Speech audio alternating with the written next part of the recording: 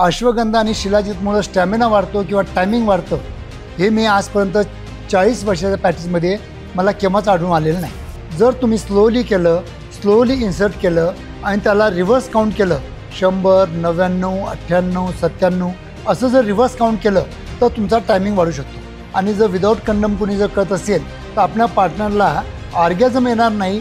लसणाच्या पाकळ्यांचा किंवा लसणाचा डायरेक्ट ह्युमन सेक्शुअलिटीवर काहीच फरक पडत नाही. ड्रिंक जर तुम्ही स्मॉल प्रमाणात 30 ml मध्ये घेत असाल that will work as a aphrodisiac. तुमचं सेक्च्युअल थॉट वाढू शकतात, तुमची सेक्च्युअल स्टॅमिना वाढू शकतो, तुमचं म्हणजे इजॅक्युलेशन असेल तर ते डिले करायला मदत करू शकतं. पण मित्रांनो, मी आहे doctor Umesh. As a clinical sexologist म्हणून गेल्या 40 वर्षापासून मी तुम्हाला सातत्याने मार्गदर्शन करीत आहे. बघा, तसं जर बघितलं तर मार्केटला भरपूर अश्वगंधा आणि शिलाजीतचा तुम्ही नेहमी जाहिरात बघत असता, भरपूर पेपरला पण तुम्ही जाहिरात बघता. पण अश्वगंधा शिलाजीतपेक्षा हे जे औषधी होती हे मी 40 वर्षापूर्वी वापरायचो, पण त्याच्यापेक्षा काही म्हणजे 100 पटीनं जास्त प्रभावी आजच्या परिस्थितीमध्ये औषधी आलेली आहे, ज्यांना नोबेल प्राईज मिळालेलं आहे. ते आहे RG-फ्लो. हे L-आर्जिनिन आहे. हे डायरेक्ट आपल्या इंडियाकडचं रक्तपुरवठा वाढवण्यासाठी आपल्याला मदत करतं. तर अश्वगंधा शिलाजीत तुम्ही जे 6 महिने घेतल्यानंतर तुम्हाला जे काही बेनिफिट देणार ते तुम्हाला विदिन अ स्पॅन ऑफ, जर तुम्ही 4 ते 5 दिवस हे रेग्युलर घेतलं तर हे तुम्हाला बेनिफिट देऊ शकतं.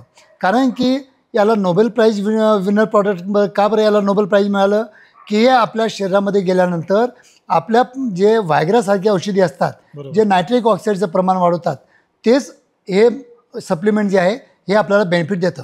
तर नायट्रिक ऑक्साईड वाढल्यामुळं आपल्या ब्लड व्हेसल डायलेट होतात आणि आपल्या इंडियाकडचा रक्तपुरवठा वाढतो आणि आपल्याला खूपच स्ट्रॉंग इरेक्शन येण्यासाठी RG-फ्लो नावाचं औषध आपल्याला नक्कीच मदत करतं. म्हणजे स्टॅमिना वाढतो का? स्टॅमिना पण वाढेल आणि इरेक्शन पण वाढेल. पण रेग्युलर बेसिसवर तुम्हाला 5-5, 6-6 महिने घ्यावं लागतं. आणि घेताना हे पण बघावं लागतं की हे प्युअर फॉर्ममध्ये पाहिजे, कारण की याच्यामध्ये 3 ग्राम नायट्रिक ऑक्साईड आहे. कारण की याच्यामध्ये L-आर्जिनिन जे आहे 3 ग्राम आहे. आणि जे तुम्ही जिममध्ये घेता, सप्लिमेंट घेता, त्याच्यामध्ये हार्डली कॅप्सूलमध्ये किंवा काही पावडर जे जिममध्ये भेटते त्याच्यामध्ये 500 mg असतं. तर हे जर तुम्ही सकाळी 1 संध्याकाळी 1 सॅचे घेतलं तर विदिन स्पॅन ऑफ 1 मंथ कोणतीही तुमची लैंगिक समस्या असो हे तुम्हाला दूर करण्यास नक्कीच सायंटिफिक मदत करतं. आता स्टॅमिना बरोबरच दुसरा असा काही प्रेक्षकांचा प्रश्न आहे की स्टॅमिना तर आहे, पण मात्र कोणाचं लिंग छोटं आहे, कोणाचं मोठं आहे, काही जण व्हिडिओमध्ये पाहतात आणि ते पाहून त्यांना वाटतं की त्यांच्यापेक्षा माझं छोटं आहे. तर हे सगळं साईज वगैरे काय मॅटर करतं का? बघा, साईज हे मॅटर करतंच.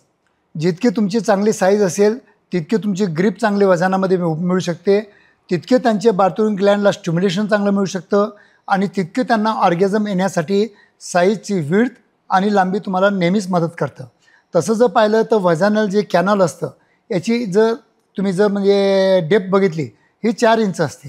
म्हणजे कोणाचे इंद्रिय जर लांबीला 4 इंचापेक्षा 4 इंच असेल तरी सफिशियंटली तुम्ही त्याला सॅटिस्फाईड करू शकता. जर 3, 3.5, 4 इंच जर तुमची गर्थ असेल तरी तुम्ही कोणत्याही पार्टनरला तुम्ही सॅटिस्फॅक्शन देऊ शकता. पण तुम्ही तुमच्या मित्राबरोबर किंवा प्रोनोग्राफी जे स्टार असतात त्यांच्याबरोबर कम्पेअर करता. कोणीतरी तुम्हाला मित्र सांगतो तुमची इंडिया साईज तुझी खूप लहान आहे, कोणतरी एखादी मैत्रीण तुम्हाला सांगून देते तिला जर जास्त एक्सपेन्स असेल तर ती तुम्हाला केव्हा सांगून देते की तुमचं इंडियाची साईज खूपच लहान आहे. तर अशा वेळेला तो पेनाईल साईजबद्दल त्याला पेनाईल अँझायटी डेव्हलप होऊन जाते आणि मग ते कुठं कुठं त्याचे सोल्युशन शोधत राहतात.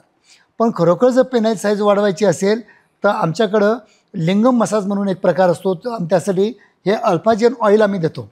हे अल्फाजेन ऑइल याच्यामध्ये अश्वगंधा आहे, शिलाजीत आहे, याच्यामध्ये कवचबीज आहे, याच्यामध्ये अकलकार आहे. हे औषध जे आहे प्युअर फॉर्ममध्ये आयुर्वेदिक आहे, without any side effect. Daily 10 मिनटं सकाळी आणि 10 मिनटं संध्याकाळी रेग्युलर बेसिसवर मसाज केलं तर काही ना काही अंशी जे की आकुंचन पावलेलं असतं किंवा अँझायटी डिप्रेशनमुळं त्याच्यामध्ये ब्लड फ्लो कमी झालेला असतो तर ते वाढवण्यासाठी हे ऑइल तुम्हाला नक्कीच हेल्प करतात.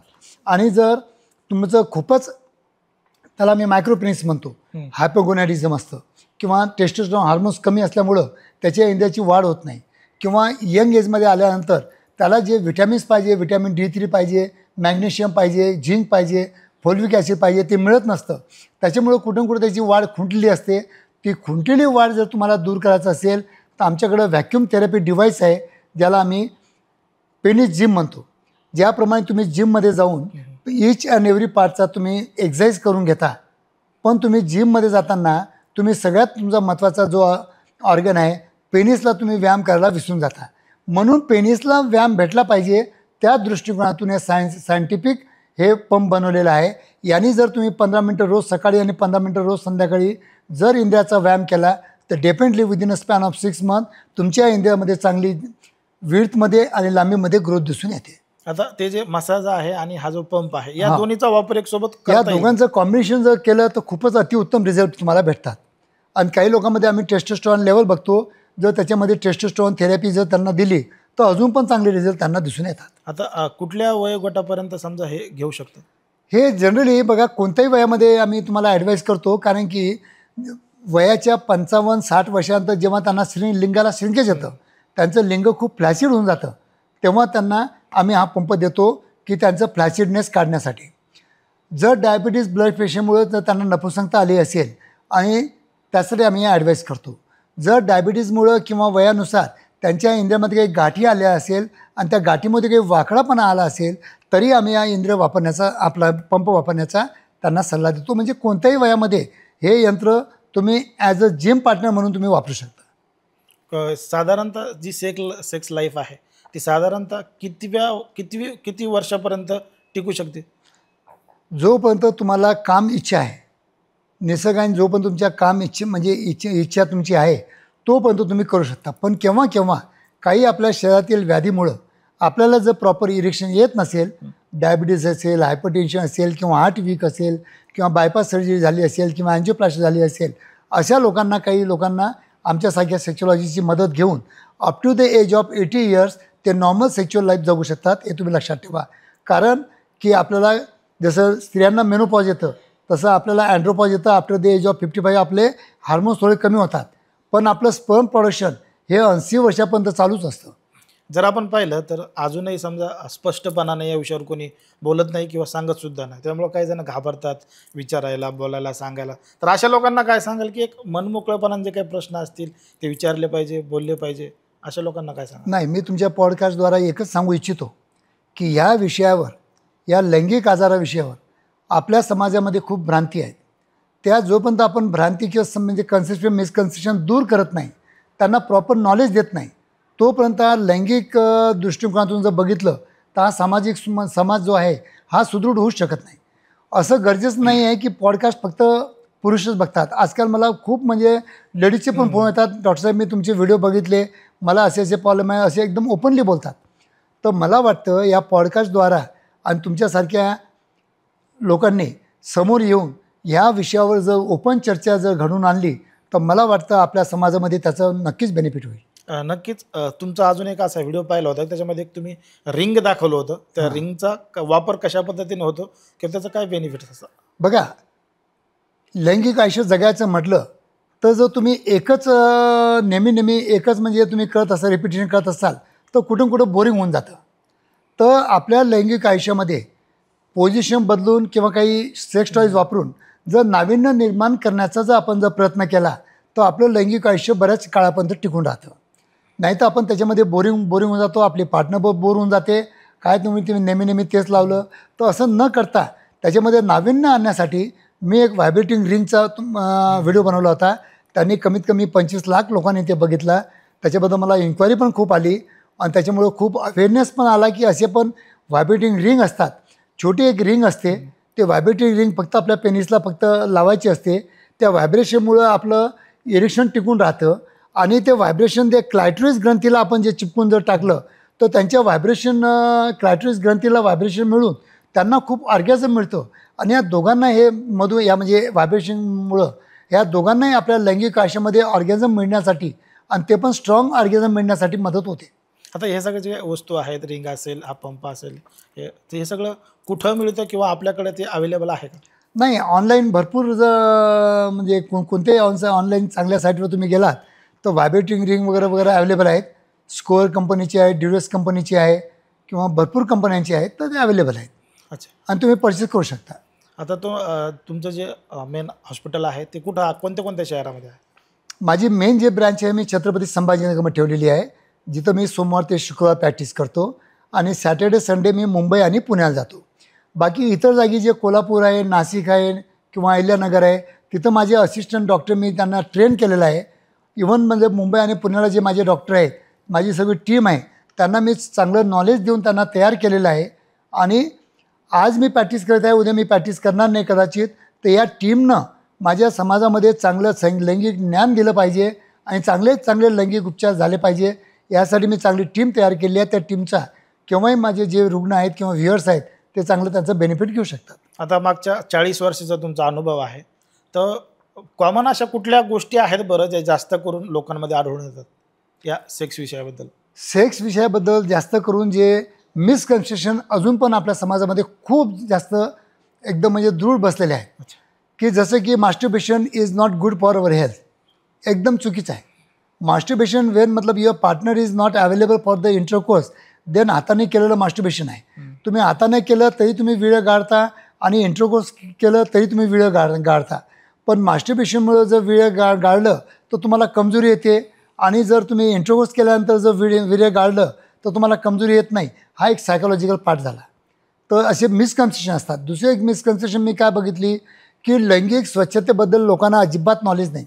आज पण माझ्याकडं 10 पैकी 9 पेशंट जे येतात ते शेविंग प्रॉपर करत नाहीत, किंवा आपल्या पेनीचा स्मिग्मा साफ करत नाहीत, किंवा एकदम दुर्गंधी येते, किंवा त्यांना प्रॉपर म्हणजे ब्रशिंग वगैरे करत नाही, किंवा जर तंबाखूची वगैरे सवय असेल तर प्रॉपर स्केलिंग करत नाहीत. तर असे म्हणजे हायजीन नावाचा एक प्रकार असतो. तर हा पण प्रॉपर आपल्या लैंगिक आयुष्यामध्ये खूप महत्त्वाचा घटक असतो. तर जर आपण पाहिलं तर समजा कुठं काही ठिकाणी पोस्टर लावले असतात, त्याच्यामध्ये शीघ्रपतन, गुप्तरोग किंवा ही दवाई घ्या, ती दवाई घ्या, म्हणजे असं न बघता ते दवाई घेणं योग्य आहे का, असं हेच घेतलं पाहिजे?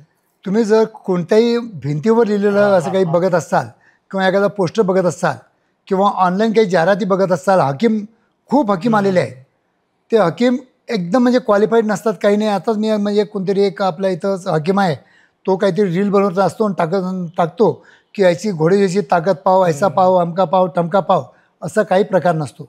जोपर्यंत तुम्ही क्वालिफाईड सेक्सॉलॉजिस्टकडे जात नाही, जोपर्यंत तुमचं प्रॉपर एक्झामिनेशन होत नाही, एक्झामिनेशन झाल्यानंतर प्रॉपर इन्व्हेस्टिगेशन होत नाही, तोपर्यंत तुमचं मूळ कारण तुम्हाला सापडणारच नाही.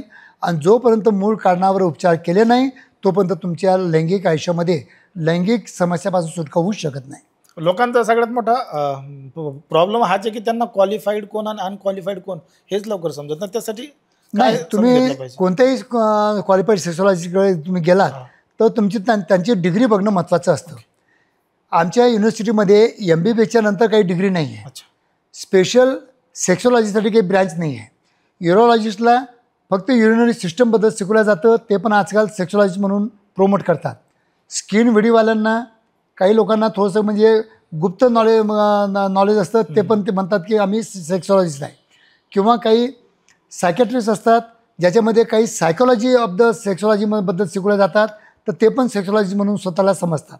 तर मला वाटतं की कोणत्याही युरोलॉजिस्टला किंवा MBBS डॉक्टरला किंवा सायकॅट्रिस्टला तुम्ही जर दाखवलं, तर मला वाटतं की त्यांना इनफ नॉलेज असतं की तुम्हाला प्रॉपर गाईडलाईन करू शकतात. आता हे जे काही विवाहबाह्य संबंधाचं प्रमाण एक्स्ट्रा मॅरिटल आपल्याला वाढत आहेत, त्याला सेक्स कुठंतरी कारणीभूत आहे असं तुम्हाला वाटतं का?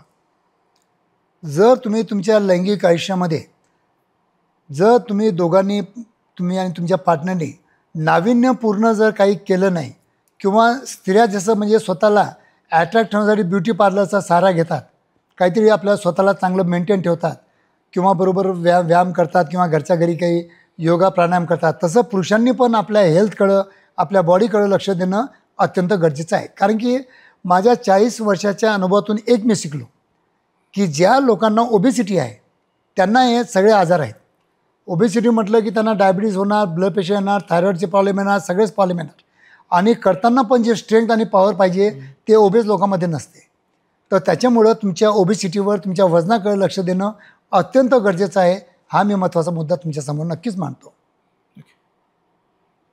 तरी मित्रांनो, तुम्हाला काही लैंगिक समस्या असतील, जसं की इरेक्टाईल डिस्फंक्शन, त्याला आपण नपुंसकता म्हणतो, शीघ्रपतन असेल त्याला आपण प्रीमॅच्युअर इजॅक्युलेशन म्हणतो, किंवा स्मॉल पेनिसबद्दल काही अँझायटी असेल, किंवा साईजबद्दल काही तुमच्या तक्रारी असू शकतात, किंवा स्वप्नदोष असतील, किंवा हस्तमैथून असेल, किंवा काही लिंगामध्ये वाकडापणा आला असेल, किंवा काही इंद्रियामध्ये गाठी आलेल्या असतील, किंवा तुम्हाला अजून काही टेस्टिक्युलर प्रॉब्लेम असतील किंवा काही इन्फर्टिलिटीचे प्रॉब्लेम असतील, ऑलिगोस्पर्मी आहे, ॲझोस्पर्मी आहे, ज्याच्यामध्ये शुक्राणूमुळं तुम्हाला मूलबाळ होत नसेल, तर असे भरपूर आजार असतात.